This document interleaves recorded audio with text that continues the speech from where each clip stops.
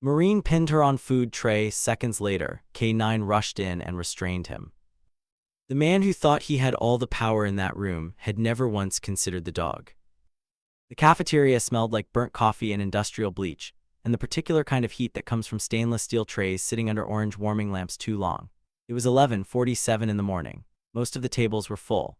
Soldiers moved through the line with their trays and their conversations and their routine, and nobody was paying attention to the far corner near the fire exit where Specialist Dana Reyes had stopped moving. She had stopped because a hand was on her wrist. Not holding, pinning, there is a difference, and her body knew it immediately, the way bodies always know things before the mind catches up. The tray in her other hand tilted. Green beans slid toward the edge. She caught them without looking. Her eyes were on the hand, then on the face above the hand. Staff Sergeant Carl Mercer had a way of smiling that never reached above his cheekbones, and he was smiling that way now, leaning slightly across the counter like this was casual, like this was nothing, like he was just asking her to pass the salt. He said something, she heard it, she did not respond. What happened next is where this story really begins, and you are going to need to understand exactly who Dana Reyes was before you can understand why that moment changed everything in that building.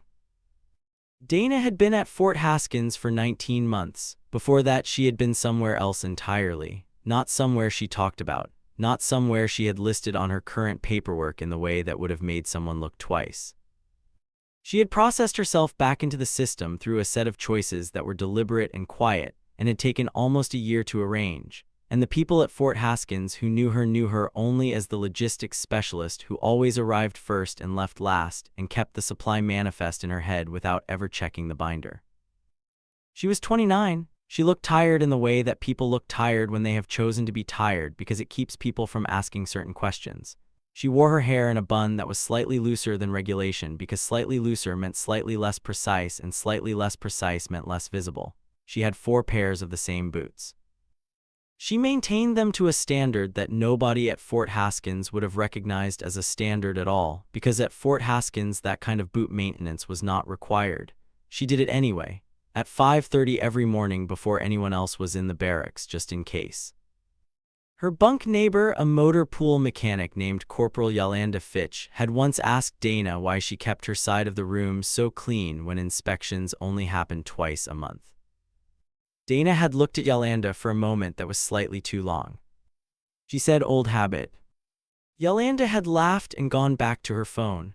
But later that night, when the lights were out, Yolanda had lain there thinking about the way Dana had said it. Not with nostalgia, not with humor, with the kind of flatness that meant the habit had been beaten into muscle memory by something that was not a drill. Yolanda had decided not to ask again. The supply office where Dana worked was a rectangular room with 2 windows and 7 workstations and a smell that was half printer toner and half someone's lunch reheated too many times. Her supervisor was a warrant officer named Briggs who had been running the same supply operation for 11 years, and believed, with the deep satisfaction of a man who has never been wrong in a way that hurt anyone important, that he understood exactly what every person in his office was capable of. He had Dana filed under capable enough, reliable, quiet, no problems. He had never looked at her hands when she worked and noticed how still they were. He had never noticed that she processed an emergency reroute request in the same time it took his best people to find the form. He had never noticed that she was always standing slightly sideways to the door. Always. 3 weeks before the day in the cafeteria, a shipment had gone wrong. A medical supply container had been logged to the wrong base, and it was the kind of wrong that would have taken the standard team 4 hours to untangle through the normal channels. Dana had found it in 11 minutes, not by calling anyone, by reading the manifest against the routing code against the transport log and seeing in the space between 3 numbers exactly where the entry had been falsified. She had brought the correction to Briggs quietly. He had looked at it, then at her. He said, "Good catch." He filed the correction under his own name and sent the email under his own signature, and Dana had gone back to her workstation and pulled up the next job. Yolanda had seen it happen from across the room and caught Dana's eye, and Dana had given her a look that said let it go, and Yolanda had let it go because she had learned by then that Dana's let it go looked different from other people's let it go. Other people's version was resignation. Dana's version was strategy. There was a dog on base named Hector.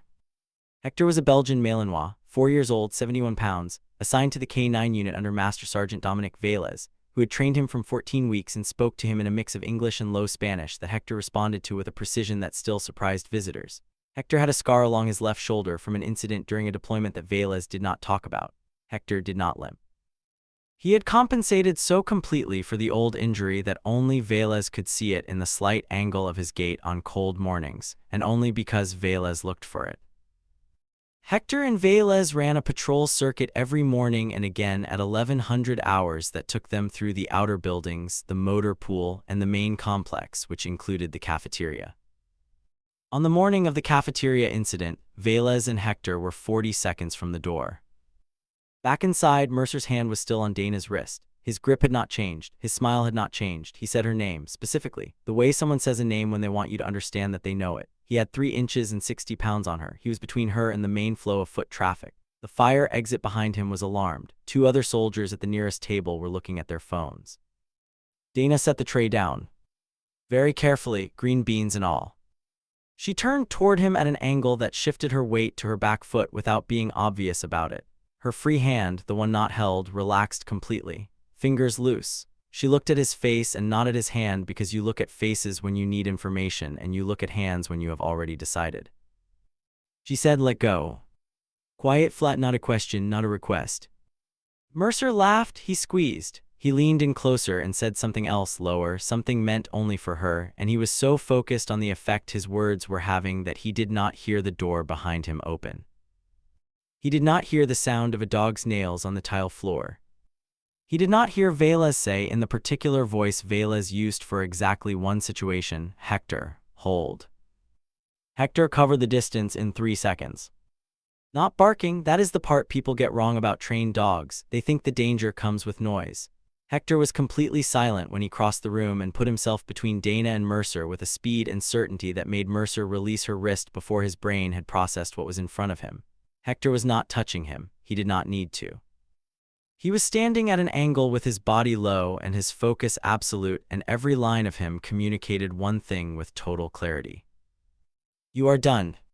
Mercer stepped back, his heel hit the base of the counter. His hands came up in the automatic way that hands come up when the body knows something the ego does not yet accept. His smile was gone. In its place was something that looked like confusion but was actually the first stage of fear, the stage where you have not yet decided whether to be angry about being afraid. Velez came through the room at a walk, not running. There was no need to run. He stopped beside Hector and looked at Mercer and then looked at Dana and said, "You good?" Dana said yes. She picked up her tray. She was still holding it slightly tilted, and she corrected that. She walked to a table and sat down and put a fork of green beans in her mouth and chewed. The 2 soldiers who had been looking at their phones were not looking at their phones anymore. Mercer had not moved. He was still against the counter with Hector 4 feet away watching him with an attention that had no gaps in it. Velez had not called Hector off. That was not an accident. Velez stood with his hands in his pockets and his eyes on Mercer and waited. The cafeteria was not silent. That is the wrong word. The cafeteria kept going, trays clattered. The coffee machine ran. 2 cooks in the back talked about something in low voices. But inside that ordinary noise was a pocket of absolute stillness centered on the corner near the fire exit, and everyone in the building could feel it even if they could not say exactly what they were feeling. Mercer said, "This is nothing." Velez did not respond.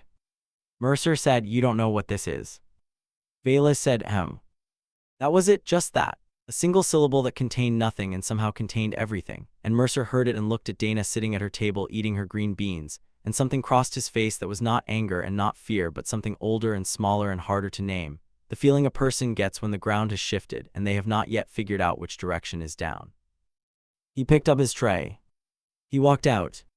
Hector watched him the entire way. When the door closed, Velez crouched beside the dog and ran a hand along his back and said something quiet in Spanish, and Hector's tail moved twice, slow, like a metronome set to patience. Velez stood and looked across the room at Dana. She looked back at him. He said, "Old habit." She was quiet for exactly 2 seconds. She said something like that. He nodded once and left. Hector walked beside him, not on a leash, matching his pace exactly, and the door swung shut behind them both, and the pocket of stillness dissolved back into the ordinary sound of the cafeteria at noon. Yolanda Fitch had been sitting 4 tables away. She had seen the whole thing. She was staring at Dana now with an expression that was half relief and half something she could not name. Dana met her eyes once and gave her nothing. Yolanda looked down at her tray. She thought about the boots again. The 5:30 cleaning. The way Dana slept on the outside of the bunk, always, no matter how crowded the room was. The way she had once caught Dana watching the door of the supply office for a full 30 seconds when a vehicle had backfired outside, not startled, not flinching, watching with the calm of someone who is running a calculation. Yolanda thought, I don't know who she is. She had thought it before. This was the first time it felt important. 3 hours after the cafeteria, Dana was in the supply office when Briggs came in and sat down across from her desk with the look of a man who has been handed a problem he does not know how to file. He set a folder on the desk. He did not open it. He looked at her in the careful way that people look at things they have been looking at wrong.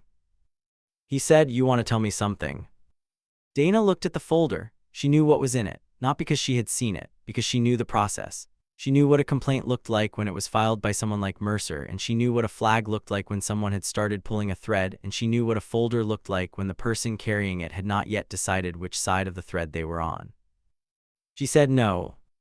Briggs said, "Dana." She said, "Sir." He opened the folder, one sheet, a routing form that was not actually a routing form. She had seen forms designed to look like other forms before, a long time ago, in a different place. She looked at the form for 3 seconds and recognized it and said nothing and looked back at Briggs. He said, "Someone filed this on you."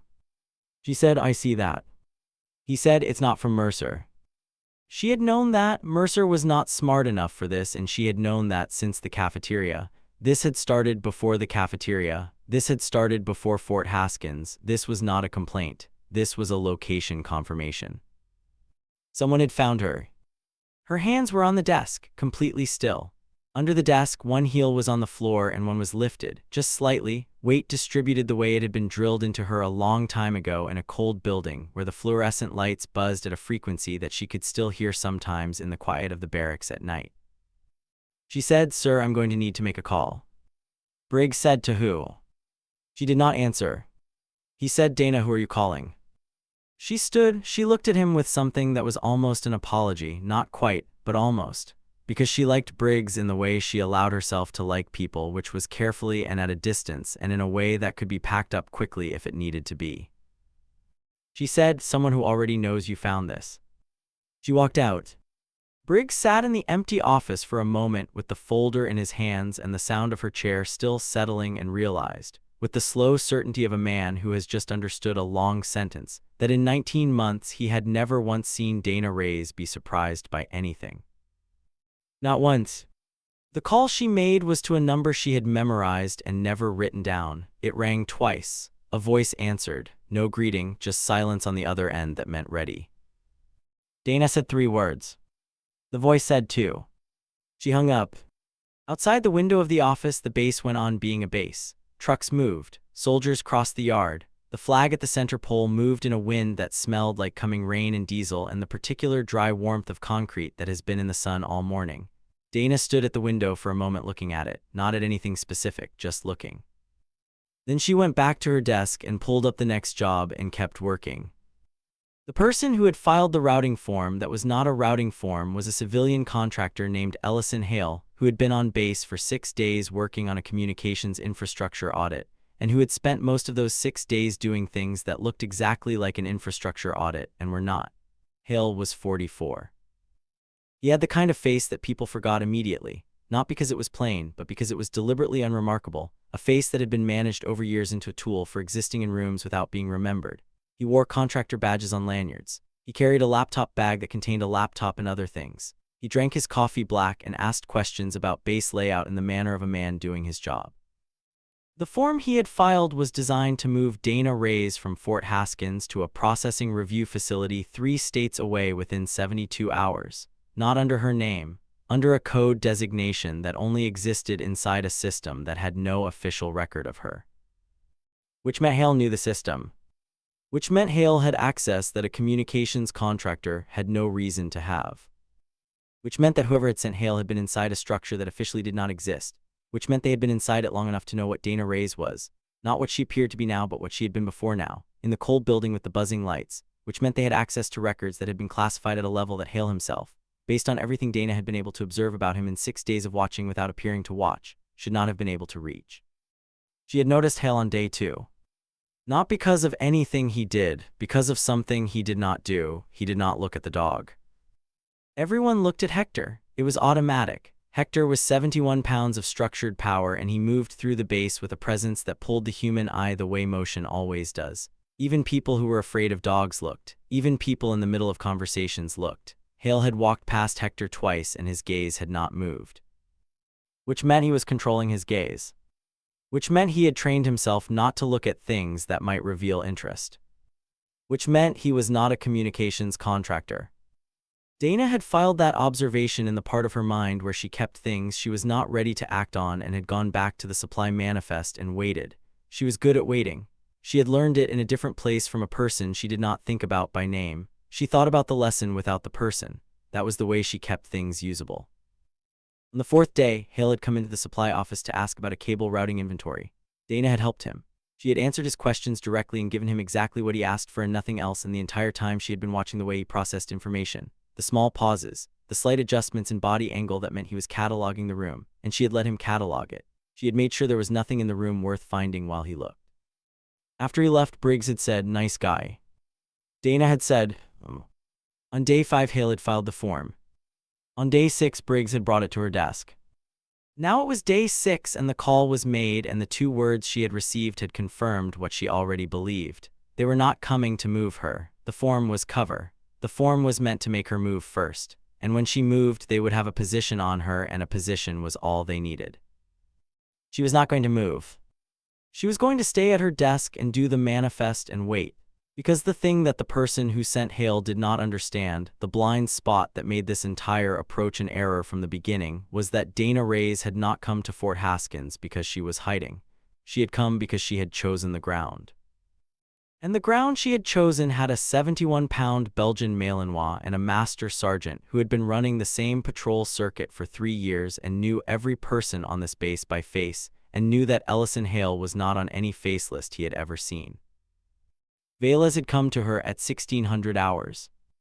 He sat across from her in the supply office with Hector on the floor between them, and a look on his face that was professional and quiet and slightly angry in the contained way of a person who keeps anger in a specific place where it stays useful. He said, "The contractor." She said, "Yes." He said, "How long have you known?" She said, "Day 2. He looked at her for a moment, then at Hector. Hector was lying down with his head on his paws and his eyes open and his attention on the door. Velez said, "What do you need from me?" She said, "I need you to run your circuit at 600 tomorrow instead of 700. He said, "Why?" She said, "Because at 6:30 he's going to try to access the communications hub on the north side, and he needs the patrol to be finished before he does it." Velez said, "And if I run at 600 instead?" She said, "He'll wait, and while he waits, someone I'm expecting will arrive." He said, "Who?" She was quiet. He said, "Dana." She said, "Someone who outranks this problem." He held her gaze. He was trying to read something in her face, and she was letting him try without giving him the answer. This was not because she did not trust Velez. She trusted Velez more than almost anyone here. This was because the answer was not hers to give. The answer belonged to a structure that was not his structure, and crossing that line even in words, even sitting in this room, would put him in a place she did not want him to be. Hector lifted his head. Both of them looked at the door. Nothing was there. Hector put his head back down. Velez stood. He put his hands in his pockets. He looked down at her and said, 600. She said, "Thank you." He said, "Don't thank me yet." He left. The door settled. Dana sat in the quiet of the supply office with the hum of the HVAC and the distant sound of the motor pool, and the last of the afternoon light coming through the 2 windows at an angle that made everything amber and still, and she opened the manifest and kept working. At 6:12 the next morning, Ellison Hale walked toward the communications hub on the north side of the main complex. He was carrying his laptop bag. He was wearing his contractor badge. He moved the way he always moved, purposeful and forgettable, a man doing his job. He was 12 feet from the hub door when he stopped. There was a vehicle parked across the access path, not blocking the path exactly, just making the path require a decision. Beside the vehicle stood 2 people who were not in any uniform that Fort Haskins used. Hale stopped. The 2 people looked at him. One of them was a woman in her early 50s with short gray hair and a stillness that was different from Hale's stillness, not trained into invisibility but trained into command. the kind of stillness that means I know exactly where I am and exactly what I'm doing, and every variable in this situation has already been calculated. Her name was not relevant to Hale's understanding of what was happening to him. What was relevant was the badge she held up. He looked at it. He looked at it for a long time. He looked at it the way you look at something when you are recalculating how bad this is. He said, "I can explain." The woman said nothing. Behind Hale, at a distance of roughly 30 feet, Velez and Hector had completed their circuit and were standing in the gray morning light. Hector was sitting. His attention was on Hale with the quality of attention that did not require instruction. Velez had his hands in his pockets. The woman with the gray hair said, "Hale." He looked at her. She said, "Put the bag down." He put it down. Dana was not there. She was in the supply office. She had been there since 5:45. She was doing the manifest. She heard about what happened at the hub through Velez later that afternoon, delivered in the sparse factual language that Velez used for events that were serious and complete. He said, "They took him." She said, "The bag." He said, "The bag too." She nodded. He said, "The gray-haired woman, she asked about you." Dana looked up. He said, "I didn't tell her anything." She said, "What did she ask?" He said, "She asked if you were the same." A pause. He said, "I didn't know what that meant." Dana looked back at the manifest. Her pen moved across the page. She said, "It means she already knows the answer." Velez stood in the doorway for a moment. He looked at her. He looked at the pen moving. He looked at her hands, and for the first time since knowing her, he really looked the way you look when you stop accepting the version of a person that was given to you and start seeing what is actually there. He said, "How long were you in?" She kept writing. He said, "Dana." She said, "A long time." He said, "What happened?" She said, "I chose to stop." He said, "And now?" The pen stopped. She looked at the window. The base was out there in the early afternoon, ordinary and ongoing, trucks and flags and boots on pavement, and the smell of vehicle exhaust and coming rain, all of it so deliberately normal that it had taken her 19 months to stop feeling like it was a cover story.